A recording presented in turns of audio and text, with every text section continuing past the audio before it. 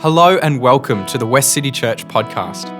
If you'd like to get to know us more, find us at westcitychurch.com.au. We really hope that you're encouraged by today's message.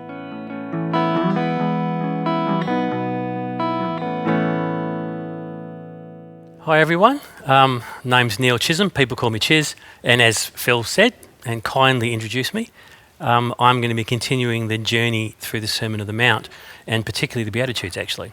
Today I'm going to be focusing on Matthew 5:5 and verse 8, which are quite similar. Let me read Glenn Stasson's paraphrasing of those two scriptures, first verse 5 and then verse 8. He says, "Joyful are those whose wills are surrendered to God, for they will inherit the earth." In verse 8, "Joyful are those who seek God's will in all that they are and do, for they will see God." Now, various Bible translations use different words, humble, meek, gentle, pure in heart. But taken together, I think Stasson's paraphrase nails it.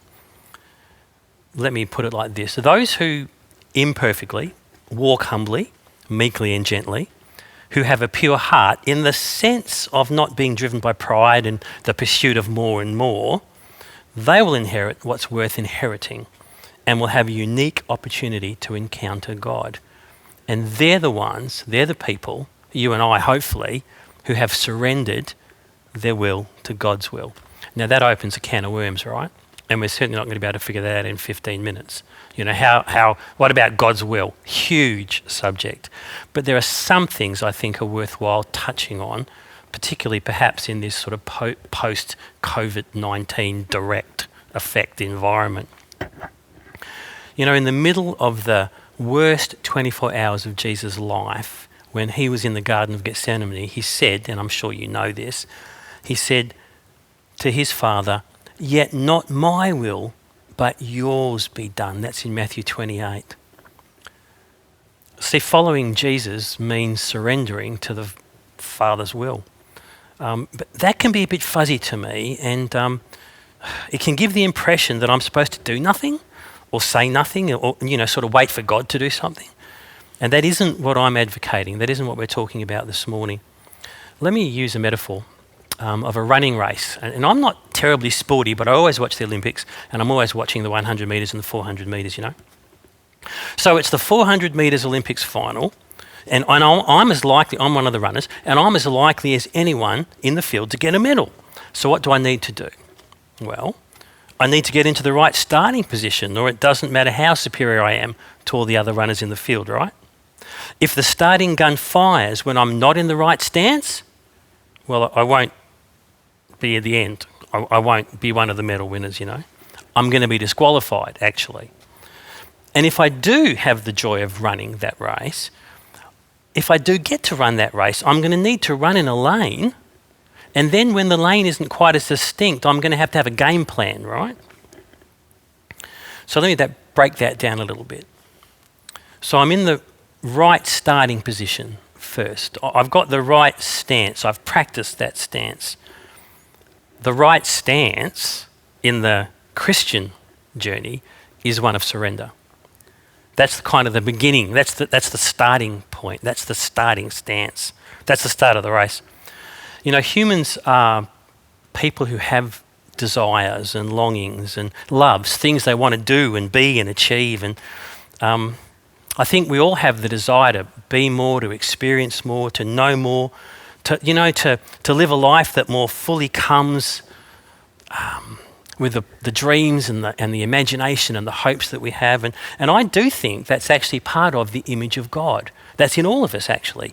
I'm sure that the scriptures show us that God is a desiring God who also wants for each of us, for every person, the same depths of wonder that each person really wants and desires. And we all have human agency or free will in order to make and live out decisions, within certain limits, of course.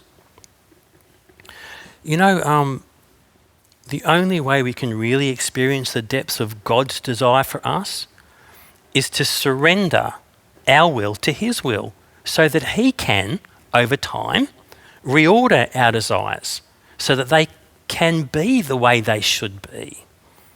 For example, I love this scripture in Luke 7:36-50. It's the story of the town prostitute who crashes a dinner where Jesus is having. It's a rather formal occasion, or they're trying to make it a rather formal occasion with some religious people. And this prostitute crashes the dinner, kneels at Jesus' feet, and pours this incredibly costly perfume on his feet and massages his feet with this perfume.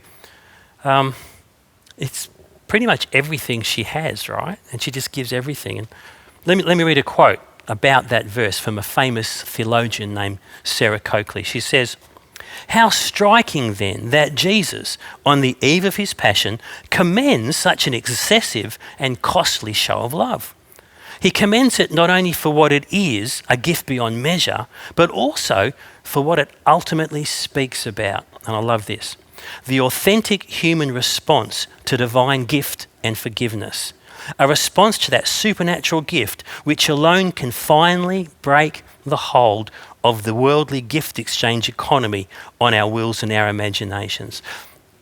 For that woman, it was the beginning of the race. She had surrendered her will to his will. So in breaking that down, there's the starting place. Where are we going to start? And the starting place is pretty well not negotiable. And then there's this idea of, am I in the right lane? Or, do I have a game plan? I think that's about doing the really hard work of living ethically. That would be what I would posit to you. The right way to run the race is to run ethically. Because there's lane markers in the race, in this metaphor of the race. There's lane markers, but the lane markers are not always with us. For a little while they are. And then what we've got after the lane markers is we've got some lack of clarity, actually. So to begin with, we tend to have clear lanes. There's black and whites, right? There's scripture. And we know, okay, this is right, this is wrong, and we just get on with it. The lanes are kind of clear, and that's brilliant, that's great. But the reality is that as we go along in this journey of faith, we're going to get to a place where the lanes aren't quite as obvious, where there's not so many rules of the game, where there's grey areas to navigate. At those times, there's principles. Scriptural principles, yes, but they're threshed out in community, and they're in the context of the culture that we live in. And in some ways, it's going to end up being our best guess. Living ethically, being in community, thinking and talking about scripture, thinking and talking about the culture that we live in. How are we going to live the way that we should live? How do we, if you like, run in the lane that we have when the lanes aren't clearly marked? I think that if we do have our best guess, and I don't think that's negative, I think that's the reality of it. If we repeatedly and continually go back to the right starting position, I think it will be the best guess. So a couple of things that I would suggest in application. Those who surrender their will to God's will have unique opportunities to encounter him and to live how life is meant to be lived. But that bit isn't negotiable. The surrender isn't negotiable. Now, we don't have to surrender. We don't have to willingly let God reorder our desires. But if we do, then the potential is incredible. So my suggestion is, don't get caught up in the sort of the destiny parade. God does have a plan and a purpose, and that's great. And sometimes we do catch a glimpse of it, and that's brilliant. And we're supposed to run towards it, yeah. But all too often we get caught up in a sort of a Christianized version of celebrity chef meets bachelorette. It's dodgy. Get caught up instead in a willing surrendering of ownership of your life to the one who's able to reorder and reissue yours and my desires so that I can really become who I was really meant to be. Get caught up in that. Don't get so much worried about the destiny thing. Destiny happens. It works its way through as we are in the right place and we're living ethically. So get caught up in ethical living. Live out how the community has discerned these things. Be in a faith community. Think and talk these things through. Listen and hear and disagree. And then have another idea and then agree and then agree to disagree and get on with living ethically, making our best guess on that. I think that scriptural principles do provide excellent and trustworthy boundaries for our race. Then I think the doing will be brilliant. Challenging, yeah, but brilliant. So to recap that, what I'm suggesting is that life is actually about surrendering our will to God's will. That's our starting point. And it's a starting point that I at least need to go back to probably every day, if not every hour, if not every minute. It's a starting point. It's the place where I must be living. It's the stance. So it's not about will I fulfill my destiny. It's about where is my will? What am I doing with my desires? Am I giving them to God willingly so that He can do what only He can do to reshape those desires so that they are focused where they should be focused? And then secondly, I do that by getting on with this race of life by living ethically, by staying in the lanes when the lanes are clear. Yeah, there's black and white. Some things are right, some things are wrong, and it's obvious. But there's the things that aren't obvious as well. And they're the times when I have to live an ethical life that I figure out with my family and my friends, my faith community, and then I get on and live it. I think if we do that, then we'll be fulfilling that beatitude. We're going to be knowing what it is to inherit the earth. We're going to be knowing what it is to know God. So there we have it. It's my thought for today as we move into the post-corona world. How good was that message? Thank you so much for joining us. Each week at West City, we say a benediction together. We do this because we believe that the purpose of the church is to be a caring community for the world, and that as we go and serve others, we enter into Christ's work of welcome, restoration and healing, both for us and others. We believe that in doing so, we get to see and encounter Christ. So let's say the benediction together. We come together as the church to be reminded of the go of Christ.